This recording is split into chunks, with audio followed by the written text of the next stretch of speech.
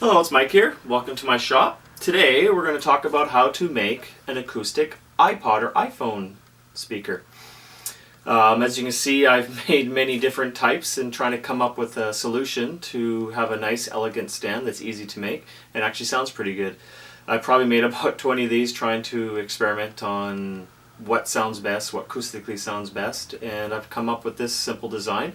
It pretty much uses 3 small pieces of wood and has the front mounts and also has a little horn mount on the side too to help disperse the sound. So what I'll be doing is a photo montage on how I built this, and I'll be putting some plans up down here. If you click on the link, you'll see some plans on how to make this.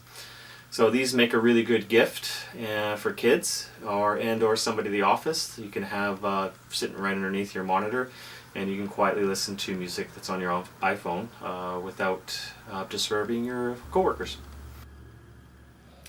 It's basically only 3 pieces, and we have the 2 front router holes, and then the sides is actually somewhat kind of like a little horn loaded.